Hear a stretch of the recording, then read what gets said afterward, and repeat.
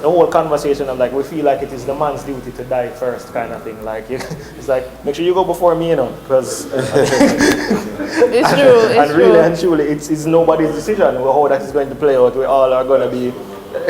we're all getting up one day working, and it could happen to any of us at any time. But we feel like that puts a lot of pressure on us mentally at the same time too, because you're out there, you're working hard.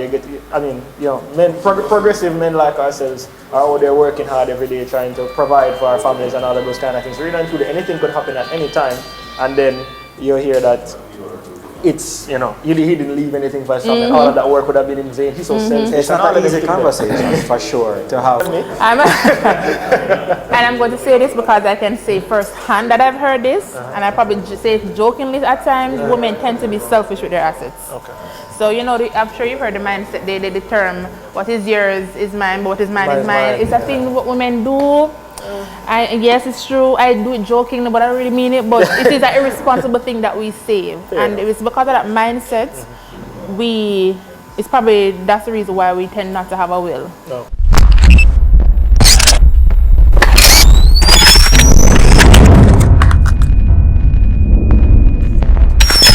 Hey guys, welcome back to Faded Conversation Season 2. Today we're going to be talking about why it seems like it's the man's duty to die first. And I say that because in our cultural society, men are pushed forward to work and leave a will for their family, while as women who that are also working with us shoulder to shoulder don't seem to place the same importance, or society doesn't place the same importance on women leaving wills for their family, especially in these types of cultures where it's a lot of single mothers. That's only going to leave a gap that we probably should have a conversation about filling, and talks about relationships and trust and writing wills for people, for yourself as a matter of fact, so that we can have a conversation on how we deal with death in this society. So some great topics came up. We talked to some lawyers and some financial advisors. It's a great episode, so check it out.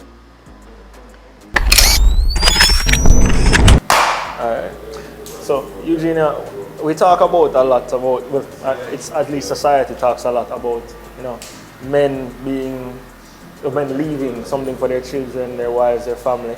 But I don't hear the conversation coming up a lot about women doing the same thing, especially because women are shoulder to shoulder with men every day, doing the same jobs, doing sometimes better job at the same jobs. And I find that has to kind of be a cultural shift, because if anything is absolutely certain, it is that one day we are all going to pass away. What can we do to start putting this in place, or kind of make that like a standard thing? I mean, that you're going to pass away, but we don't like to talk about, writing a will. Maybe it is the ominous factor of death and all of those things, but how can we change this, especially in a society where there are a lot of single mothers? So you'll find that if men are really the ones that are culturally supposed to be leaving things to their family, and then there are a lot of single mothers, then there's going to be a huge gap there. So how is it that you think that we can address something like that? We have to change the narrative first. We have to change the narrative, and it starts with the banks. Funny enough, not enough conversation is being held from a financial advisor, investment advisor's perspective with the females. So what you find happening, Chad, is that the men will come in, establish their accounts, eventually meet the wife or the partner, and the men would already have it in their mind, say, okay, boy, we need to put her on their accounts, we need to get a will, and then I will then be the devil's advocate and say, hey, what about you? You're not going to get a will?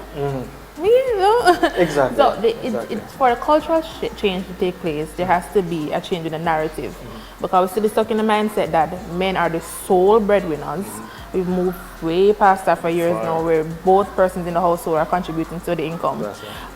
It's a conversation that has to be had from a relationship level, where the men has to speak to the women about it. So it's something that needs to change, honestly, because as I said, there are a lot of single mothers. And the truth be told, even if you're in a relationship, something can happen to the man. Exactly. And then what I find happen from my perspective, a lot of them have to start from scratch. And especially for men who have multiple children. Yeah, and children with multiple. The children are going to be held, in priority. Exactly. So I agree with you. It's true. Because when I do throw the question out to the women, they look surprised. Exactly.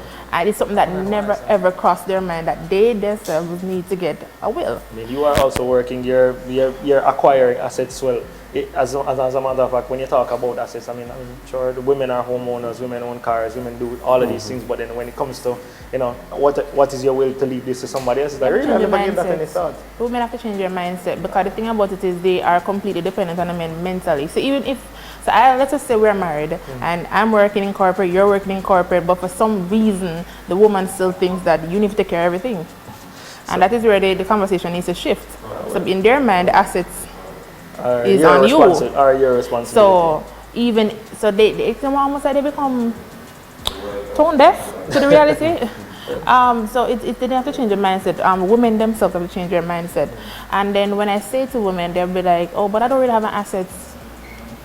You have accounts. TV, you have accounts, you have a car. I mean, yeah, the bank may have a loan on the car and those kind of things, but you're paying it off to own it, right? So eventually all of these things are assets. It's not an easy conversation for sure to have with a female. Yeah. To say, hey, you need to leave a will, or hey, you need to have your finances in order. You know, it's just simple little things to start with. You know, in terms of like, hey, you know, get a life insurance, get a, you know, health insurance at first, not even life insurance. Yeah, let's start with while you're alive. Yeah, exactly. Let's start with you know, securing our finances for our 30 years. You know, simple conversation about when you guys have kids, you know, what are you going to do for like a college fund? You know, start an early college fund come before them. You know, them more. So you reach a certain age, you know, there's something there to do. So just starting with the small things so they start to understand the importance of financial planning. And you know, I'm going to add to that. Because what happens is, especially both persons in the household are working, one will come in, establish an account, let's just say, for your daughter, and the other person is supposed to come in after. Right. But because both of you are working, something never happens, and they go on and forget the boy, I'm alone up on the account with the child. Know what happened, and it happens a lot.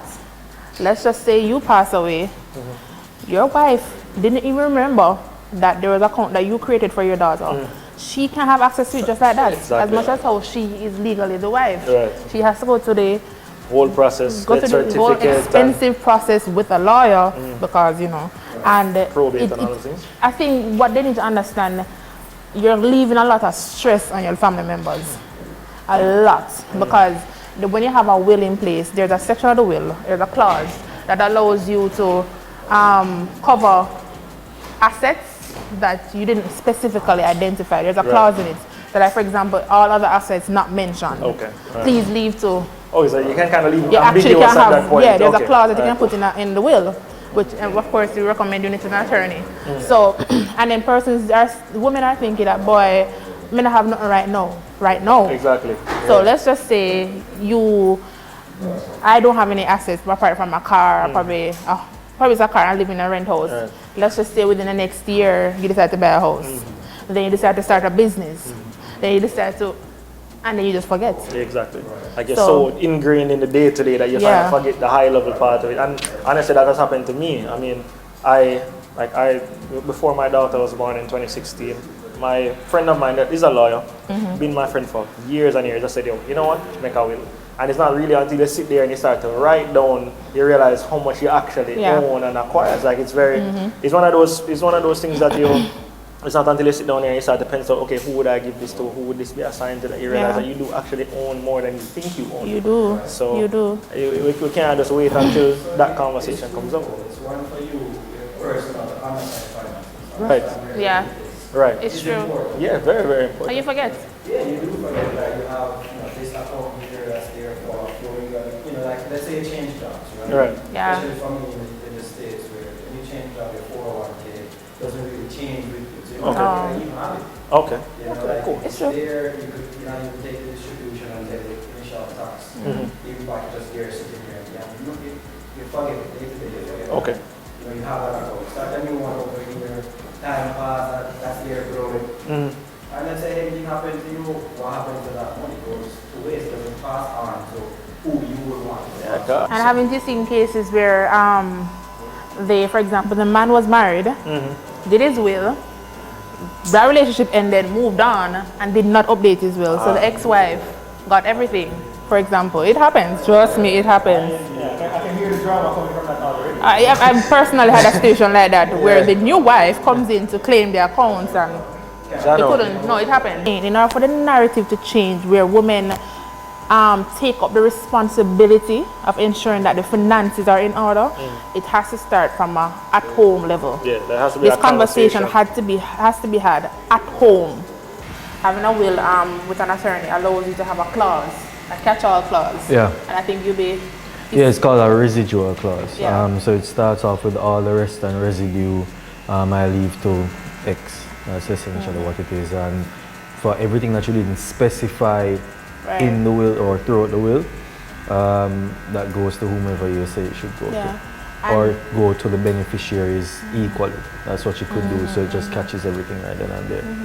Because I was mentioning before that I had a customer, a client back in VMBS who went away for like 40 years.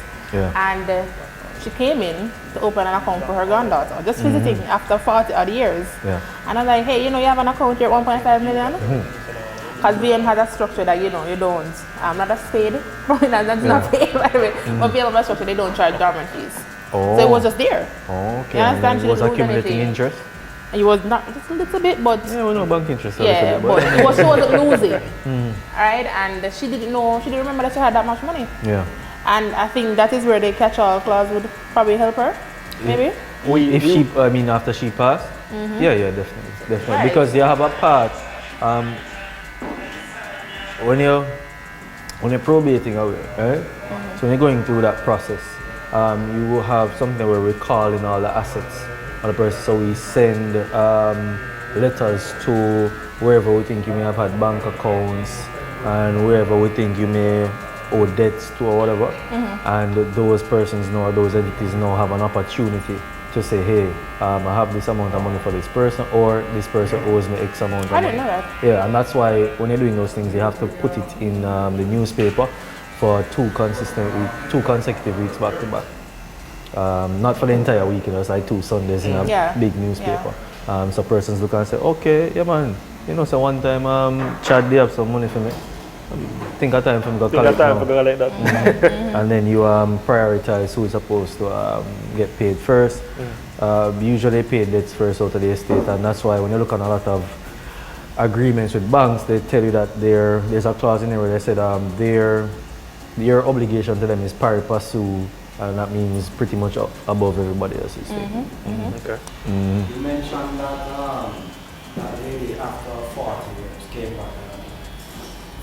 I guess the bank remember that she had a home for 1.5 million. If she had passed, let's say the year before she was not paid back, who would have notified the bank to let her know that she passed, and would they be able to say, hey, this person passed, we have an account there? Is that something that's being done? Yeah, man. Well, if the banks do it themselves, No, not to my knowledge. So if she had a will that had the catch-all clause, it will come up. But in her case, she didn't have a will here. She went overseas and established a brand new life, and nothing was here. So that would be it. The money just gone back to the bank. And would I get it? Maybe not, because sometimes you see bank accounts Listed in the paper. Yeah, they put the whole thing on these bank accounts or whatever. But remember that the law actually provides for even situations where you don't have a will. So we have a law, an act that's called the Intestate Estates and Property Charges Act. Because remember, once you die without a will, you die intestate, right? And then you have in that same act what we have called a table of distribution, and that prioritizes who is able to claim off of the estate once you don't specify in a will. So first is usually spouse, and then after spouse it goes to children, and after children then it goes to parents, and after parents it goes down to even half brothers, half sisters. So that's the hierarchy. It's like wife, kids, and then it goes on parents, brothers, sisters, half sisters, aunts, uncles. It just keeps cousins. I don't know. I know it's an exhausting process. It is an exhausting process, and it's best to just have the will from morning. Best to arrange, especially when the person outside kids. It can be exhausting. If you're not married, there's a common law situation. When I was 25 and she mentioned will to me, it seemed like something that was far out or far-fetched, because you didn't own, you're thinking, I don't own much at the time.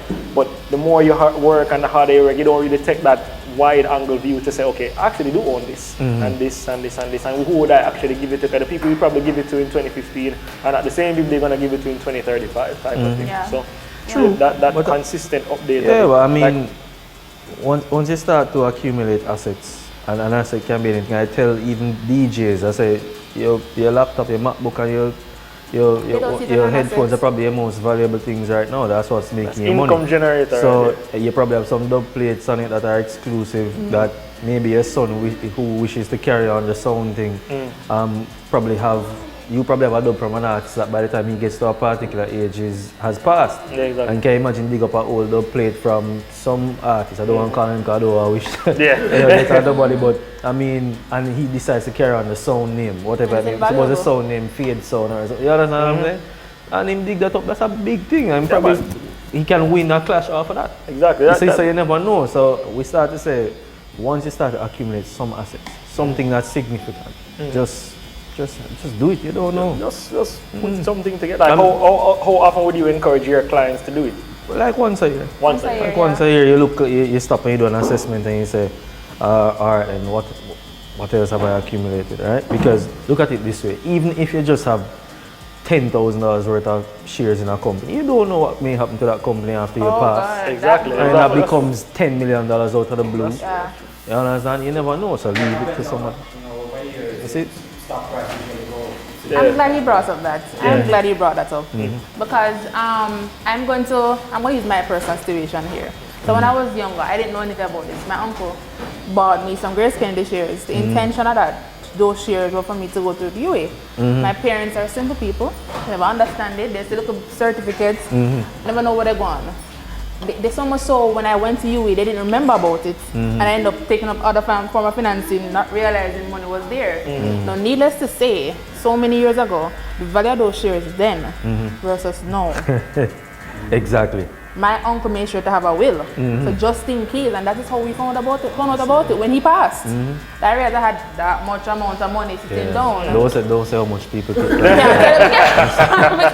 You don't want to be like the crab man. Don't want to be like the crab man. I can't. You don't want to be like the crab. Without the will, I couldn't have took those shares, but they were still in his name even because I was a minor. But it was for me. My parents had the certificates, but it was in his name. Exactly. So that you brought up an interesting point. People will forget. Women tend to be more comfortable drafting their wills. It's true. I don't know why. It's true. You know, it is true. So even though men are more likely to be expected to do the will, when I speak to my young professionals, say you need to do a will. But we are talking about that for no one. Women are more comfortable talking about death than men. Yep. So while this expectation is there for men, you find that women are the ones who are pushing the men to have the will, but they don't do it for themselves. That for some reason, persons are in a relationship, a long-term relationship, and don't like to speak about finances with their partner. And there are persons, men and women, who say, "Me not add my spouse, or me stay on their account by myself." They deliberately stay on their account by themselves. Culturally, that's a different conversation. Culturally, I just think we just don't like to discuss finances at all. I think it's an uncomfortable thing for people. It's something I even battle with sometimes. But I've become a lot more comfortable with it because I'm a professional. Like even just getting a job, sometimes when they ask you, like, you know, the big question in the interview, all right, so much you expect to get paid. Like you become a little tense, like immediately. You know, but then eventually just do it. But I mean, it starts from the home. Yeah, it does. And when it comes to men and women having that conversation, sometimes it's best to have a middle person, like an attorney, to prompt or a financial advisor to prompt the conversation. Let me use this example, like husband and wife, young couple, newly married, buying a house together. Let me tell you, everything is smooth. Yeah, man, we'll have the money. Yeah, man, we'll have the deposit, man. Yeah, man, we'll get the mortgage. Yeah, man, everything fine. All right, then, cool. We'll have the agreement for sale now. We have to indicate on the agreement for sale and transfer how we're going to own the property together. They say, what do you mean? I say, you're going to be tenants in common or you're going to be joint tenants? What each one mean? I explain both of them. No one, tell us what it means, please. Oh, sorry. Oh, so like, you know, tenants in common, you, at least joint tenancy first. Joint tenancy, I just spoke about the right of survivorship earlier. Where one dies, the other person take it over. One dies, it passes to the next one. Then tenants in common, now you can actually specify how much percentage each one has in the property. So it can be 50-50, 60-40, 70-80, and so on and so forth, right? And that is when you start to see that tension start again. So I usually just say that and let it breathe. About the conversation, there are many ways to plan your estate and there are many ways to plan your finances. And let me bring up another thing that has a negative connotation, which is a prenuptial agreement. A lot of people think that's a situation where, as if the marriage don't work out. But sometimes, no, that's not what it is. You can have things that speak about the death of your spouse in that agreement as well, where if I pass, what are you then to do? How is it supposed to go with our children and so on and so forth, you know? Yeah, Rap did that for us, for sure. What? Rap just kind of threw the whole prenup agreement out the window. Yeah, gave it a negative, just a negative view. I'm happy you actually brought up that because as I say, it's very touching. Imagine the child you propose to someone and you kind of plan for your and say, hey, you know, I want to sign a prenup. You know, automatically it comes with a negative connotation. And the trust thing that comes it really does come with a negative behind that, you don't trust me, you think you know, I'm just aim for what you have. But it also... Remember you have things that say, did you finish? Did you finish? Yeah, remember you have things, in your vows, you know, I mean I haven't made my, but the vows say, in health and sickness, for richer or for poorer. How the rest of it goes, Steph? Yeah, something like that. Yeah, health, sickness, richer, poor, those kind of things. So in that same agreement, you can put and say, if in the event that I am sick and I cannot conduct my finances in a particular way, my wife is responsible for handling X or my husband is responsible for handling X and Y. And those are, so not just because you're prenup, you think, it's just this bad thing if we left. No, exactly. There are many other things they can do. I'm trying to get to is like, when you understand exactly what it is, and when it's a benefit to both parties. Right. It is. Let's say, you know, you're 40, and your 40s getting married. Both are coming with assets. Exactly. Right? You may have started, like a business. Let's say, for example, you know, Stefan, Chad and I have this shop here going or whatever. We have started before, whatever, right? We know, based on our business, what we have plans for it. That prenup will ensure that that plan is intact. You know, because let's say he was to, you know, break up from that marriage or whatever, without that prenup, you know, his wife could come in and that happens. Rechange the business and mash the whole entire business. Exactly. That's a way for him to protect his investment with a long-standing friend. That's true. So it's benefits. Exactly. And the truth is, you know, your only obligation will not be to your partner. Exactly. You have obligations to your business partners. You have obligations to your family investments. Because the thing is, you know, you come in with a family business. There are plans set in place. There what's they call it again? Survivorship plans in place with the family, within the family wealth. Yeah. And then I'm going to marry to somebody. You have to honor your obligations outside or that you had before you got married. I don't really want to prenup as a bad thing. A lot of times people, you know, have these, you know, titles from back in the day. And when the time comes for it to, you know, I guess, divvy up amongst family members and create tension. Yeah, man, a lot of problems, a lot of issues, a lot of infighting, whatever. So to avoid that going forward, you know, it's like, you need to educate them. Say, hey, this is the implication of having this type of title versus this type of title. Dedicated, you're right. And they, again, as I said, based on their situation, you could find kind of like decide what is the best road for them to take. Well, deadlift is a hell of a thing, and as I can say it, you have situations where, and in Jamaica I don't think it's an anomaly, where sometimes people will have even a secret family that you don't find out about until the person has both male passed. and female. Is it harder for you know? A lot of people don't go there. Is it?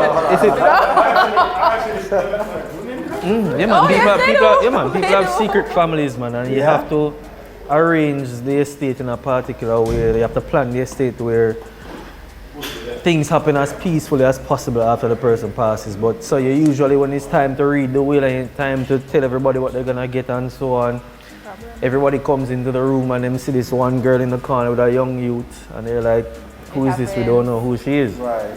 And I said, well, everybody, leaving this to X and Y, it's X and Y, and to you here, and to my special friend Kimisha and my fourth son Jason. I leave such and such, and you see the whole room. Quiet. Special friend. And everybody's like, I mean, you have to find a way to term it. You have to give it some dignity. I mean, you know, you have to give it some. It's hurtful, but it's reality. It's reality. Oh, it is. You know, I'm from a large family. Exactly. And so you cannot understand or cannot anticipate what will come. Yeah. You know, further on, if something was to happen. Yeah. And you always want to plan and prepare as well. I mean, it's scary. Right? It's scary to think that your loved ones will pass and whatever.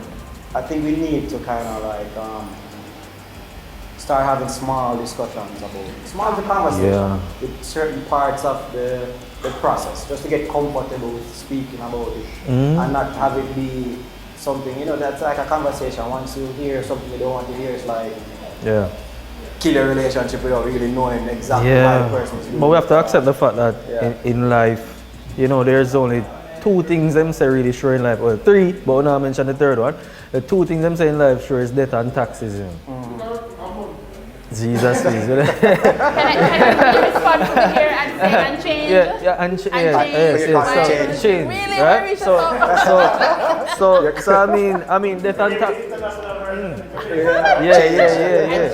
So death and taxes, and when you die, taxes come out of the thing too, as well, because the government still need their pint of blood, you know. And lawyer fees. And lawyer fees. Yes. So I mean, you have to have the conversation, my friend. Start from home. So, an eye opener for me as somebody that is, you know, always progressive, always working, and you talked about how we as men always, you know, you set a goal and you reach the one peak to get to the next peak type of thing. You know, that's how we are. We're always very progressive from that perspective. And somebody called me one day, a good friend of mine that sells life insurance, and has asked me recommendations for other people. So, you know, you kind of tend to scroll in your head and it's like, yo, who out of my friends, you know, them progressive, them have a little money, them trying to build them thing. And I gave the person like probably 2 or 3 names, and funny enough, I saw one of those persons like later that night at a party, and them did their talk and have a drink, and some of them have a lot of respect for being, we grow from we young and we happy to see each other reach where we reach now. And in the conversation with him, he was saying, oh yo, by the way, somebody did call me, you know, but I'm not really in them thing there. So what you mean in them thing there, bro? I mean, you know, at some point in time, you have to drop out, and you know, you've been with this girl for like 10 years, and been with the same girl for a while. And you know, your mother is there, I know you love your family and all of them things there, but the man looked me dead in my face and told me, bro, what happens after I die is not my concern, you know. Like, in absolute seriousness. Like, some people genuinely believe that, and it's not. And they're not close-minded people either. They are go-getters like me and you, and but they just genuinely believe that, yo, when I go, that's that, bro. I mean, it is selfish in my opinion, but it was an eye-opener for me because I always expected it to be people that never really were ambitious people that thought like that. But there are ambitious people that like, yo, put me in the ground, my G. That's it for me. I think some of it is ignorance, and some of it is also very contradictory, because you will see a man and say, yeah man, you don't know legacy, generational wealth and that kind of thing. You don't know that if you don't sort out yourself, the generational wealth, family, your people have to start over pretty much. Exactly. Where's the generational wealth gonna come from? If you work now and all the work that you've accumulated is just brats, and then they have to start over, then they're in the same cycle that you are. Like, you would have done nothing to help what is coming down the line, like you continue to continuously preach about. I've heard the worst, man. I've heard people say, like, yo, when me get in my life, I'm my picking for find the moon. Generational wealth is not something that's discussed enough amongst the middle class and the lower class. True. People talk about, oh, they admire the certain last names and boy, they get it better in life. No, these people with certain last names, they believe strongly about generational wealth. True. While within our middle class, lower class, upper middle class, we just cannot be like, They have to find their own, you know. Exactly. Now left no money for nobody to fight over. Make go deal with it themselves. I have to work hard my whole life and it's like they're angry. Yo. But we think of it as something that we're leaving for someone else. But in truth, there's a lot of benefits to having a life insurance for yourself. You know, there's that life insurance where, let's say you have a illness that your health insurance doesn't cover. You could get some of the money from it. Critical illness. You could even have that account. Let's say we started now, 20 years from now that life insurance matures. Yep. You could get that money and start a new one. And that's something that people forget. There are certain debts that won't die with you. And then with you comes to insurance, it's something as simple as that. Who won't bury you with what money? Exactly. Ask them that simply. I don't sell insurance, but I have to ask who won't bury you with what money? That is where life insurance comes in. Honestly, for me, I got mine at 21 because I'm saying, boy, I'm a father of the world with my student loan, I'm a father of the world with my car loan, nothing like that. I ensure to have life insurance so that who I'm leaving behind can take care of whatever I leave behind. Yep. Who won't bury you? Sometimes when I'm reasoning with them, I have to be very colloquial. And I say, you want a big funeral, you want a small funeral. Yeah, man. You want people, Jamaicans criticize everything from wedding to funeral to 9-night. Boy, I only one drink a room, I get a 9-night, you know. So they couldn't buy a better goat, I one goat, they have those kind of things. So I still have to say it to them, like, so you want people judge you after you're dead, boss? Organize your life. So hashtag fix your life. Man. I think that's the hashtag, fix your life.